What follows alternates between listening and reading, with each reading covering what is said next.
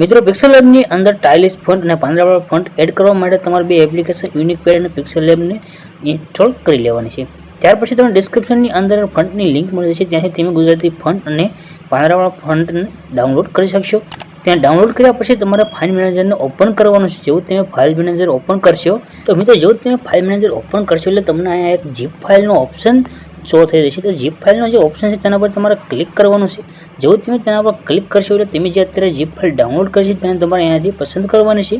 જે ગુજરાતી ફોન્ટ લખેલો એક ઝીપ ફાઇલ છે તેને તમે ઝીપ ફાઇલ તમને મળી ગયા પછી તમારે તે ઝીપ ફાઇલને અનઝીપ કરવાની છે. તેના માટે તમારે તેને સિમ્પલ તેના પર ક્લિક કરીને ઓકે પર ક્લિક કરી દેવાનું છે. જેવું તમે તેના પર ક્લિક કરી દેશો એટલે અહીંયા પર જેટલા ફોન્ટ છે તે અનઝીપ થઈ જશે. અત્યારે મેં કરેલા છે એટલે અહીંયા પર ના પાડે છે તો આપણે બીજા એક ફોલ્ડરને અનઝીપ કરશું. તે તમારે ઓકે પર ક્લિક કરવાનું છે. જેવું તમે ઓકે પર ક્લિક કરશો એટલે અહીંયા પર તમે જોઈ શકો છો કે અહીંયા પર જે ફોન્ટ છે અનઝીપ થઈ ગયું. ત્યાંથી તમારે ફોન્ટને કોપી કરી લેવાનું.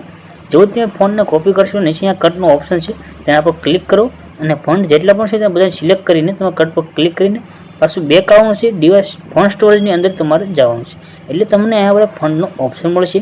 જો તમે પિક્સેલલેબ ઇન્સ્ટોલ હશે તો જ તમને આ ફોન્ટનો ઓપ્શન મળી રહેશે. તો પહેલાં પિક્સેલલેબને ઇન્સ્ટોલ કરી લો, ત્યાર પછી ફોન્ટમાં જાઓ અને જે તમે અહીંયા પર ફોન્ટને કોપી અહીંયા કટ કર્યા છે તેને અહીંયા પર પેસ્ટ કરી દો. જેવું તમે અહીંયા પર પેસ્ટ કરશો એટલે તમારા પિક્સેલલેબની અંદર આ ફોન્ટ છે જે એડ થઈ જશે. તો તમારે અહીંયા પર એસ પર ક્લિક કરીને ફોન્ટને એડ કરી લેવાના છે. ફોન્ટને એડ કર્યા પછી તમારે અહીંયા પર કુલ પર એપ્લિકેશનને ઇન્સ્ટોલ કરવાની છે અને ઇન્સ્ટોલ હોય તો તેને તમે ઓપન કરી લો.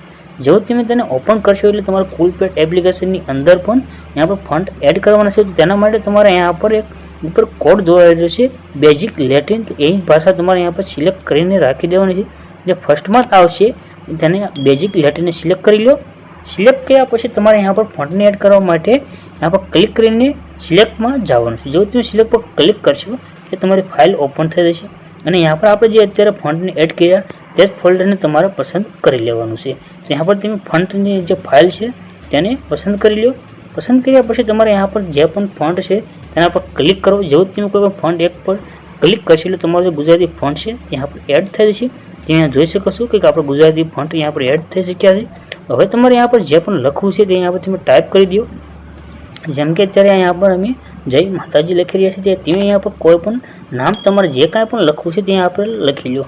લખી લીધા પછી તમારે यहाँ પર પેસ મૂકી શકો. અહીંયા પર તમને જે ખાલી જગ્યા દેખાઈ રહી છે તેના પર ક્લિક કરીને તમે પેસ રાખી શકો છો. હવે તમારે અહીંયાથી કોપી કરી લેવાનું છે. જે કાંઈ પણ તમે લખ્યું છે તેને કોપી કરી લો.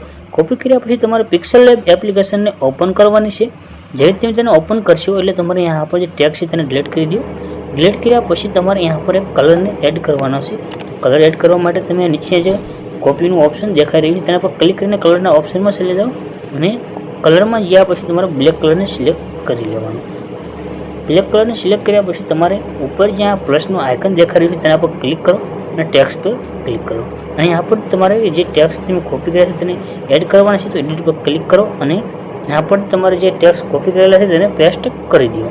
પેસ્ટ પર ક્લિક કરીને તમે જો અને ઓકે પર ક્લિક કરી દો. પછી તમને यहाँ પર નીચે જો ઓપ્શન દેખાઈ રહ્યા છે તમારે જવાનું છે અને આ ફોન્ટનો જે ઓપ્શન છે તેના પર ક્લિક કરો. ફોન્ટ પર ક્લિક કરશો એટલે તમને यहाँ પર 3 ઓપ્શન મળશે ફોન્ટ, માય ફોન્ટ અને રિસેન્ટ. માય ફોન્ટમાં ક્લિક કરો તો તમે જેટલા પણ ફોન્ટ એડ કર્યા છે તે બધા જ ફોન્ટ તમને यहाँ પર દેખાઈ રહ્યા છે. તો અહીંયાથી તમને જે પણ ફોન્ટ પસંદ આવે છે તેના પર તમારે ક્લિક કરવાનું છે. જો તમે તેના પર ક્લિક કરશો તો ત્યાં જોઈ શકો છો यहाँ ફોન્ટ ચેન્જ થઈ ગયા છે અને સ્ટાઇલિશ ફોન્ટ એડ પણ થઈ ગયા છે. તો यहाँ પર તમે જોઈ શકો છો ફોન્ટ તો એડ થઈ ગયા. હવે यहाँ પર આપણે પાંદડાવાળી ઇફેક્ટ કરી રીતે એડ કરી. ન્યૂ ટેક્સ્ટ પર ક્લિક કરો અને यहाँ પર એડિટમાં ચલી જાઓ. એડિટમાં ગયા પછી તમારે આને ડિલીટ કરી દેવાનું છે અને यहाँ પર એફ ટાઈપ કરી દો. જેવું તમે એફ ટાઈપ કરશો તો ઓકે પર ક્લિક કરી દો. ઓકે પર ક્લિક કર્યા પછી તમારે ફરીથી ફોન્ટવાળા ઓપ્શનમાં જવાનું છે. જેવું તમે ફોન્ટવાળા ઓપ્શનમાં ક્લિક કરશો પછી માય ફોન્ટમાં વ્યા જાઓ અને यहाँ પર તમને એક પાંદડાનું ફોન્ટ જોવા મળી રહેશે તેના પર ક્લિક કરો. આ ફોન્ટની લિંક પણ તમને ડિસ્ક્રિપ્શનમાં મળી રહેશે. એના પર ક્લિક કર્યા પછી તમારે यहाँ પર એક સાઇઝનું ઓપ્શન મળશે તેના પર ક્લિક કરો અને यहाँ સાઇઝને મોટી કરી દો. સાઇઝ મોટી કર્યા પછી તમારે આને રોટેશન કરી અને તમે જે કંઈ પણ નામ લખ્યું હોય તેના ઉપર તમે સેટ કરી દો. यहाँ पर સેટ કર્યા પછી તમારે આનું હાથ જો કોપી કરવું છે તો તમને કોપીનું બટન પણ ત્યાં મળી રહેશે. તો નીચે તમને જે ઓપ્શન દેખાઈ રહ્યા છે તેમાં જ તમને કોપીનું ઓપ્શન દેખાઈ રહ્યું છે તેના પર ક્લિક કરીને આને કોપી કરી લો અને કોપી કર્યા પછી તમે જ્યાં પર એડ કરવા માંગો છો ત્યાં પર સેટ કરી દો. તો यहाँ पर તમે જે માતાજીનું ફોન્ટ જોઈ રહ્યો છો તેને તમે ચેન્જ કરવા માંગો છો તો પણ તમે કરી શકો છો. બીજી વાર તમે ફોન્ટ પર ક્લિક કરો ફોન્ટ પર ક્લિક કરીને માય ફોન્ટમાં સ્વીયા જાઓ. यहाँ पर તમને બીજા જેટલા પણ ફોન્ટ છે તેમાંથી જે પણ પસંદ આવે તેના પર ક્લિક કરી દો અને તમને જે પણ પસંદ આવે તેને સિલેક્ટ કરી અહીંથી ઓકે પર ક્લિક કરી દેવાનું. જેવું તમે ઓકે પર ક્લિક કરશો તમે જોઈ શકો છો કે ફોન્ટ ચેન્જ થઈ છે. તો મિત્રો આ વિડીયોમાં તમને સમજાઈ ગયું છે કે ગુજરાતી સ્ટાઇલિશ ફોન્ટ અને પાંદડાવાળા ફોન્ટ કઈ રીતે એડ કરવા. જો તમારા ફોનના ઉપર કલર કેવી રીતે એડ કરવાનો તેની ઉપર કેવી રીતે વિડીયો બનાવો તે જોવા માંગો છો તો એ વિડીયોની લિંક તમને ડિસ્ક્રિપ્શનની અંદર મળી છે જ્યાંથી તમે ફૂલ ડિટેલ્સમાં કઈ રીતે વિડીયો બનાવો તે શીખી શકશો. તો મિત્રો હવે તમને કાંઈ પણ ન સમજાવવાનું હોય તો કોમેન્ટમાં ટાઈપ કરજો અને વિડીયો પસંદ આવ્યો તો મિત્રો સાથે શેર કરજો. આવા જ વિડીયો જોવા માટે ચેનલને સબસ્ક્રાઇબ જરૂર કરી લેજો.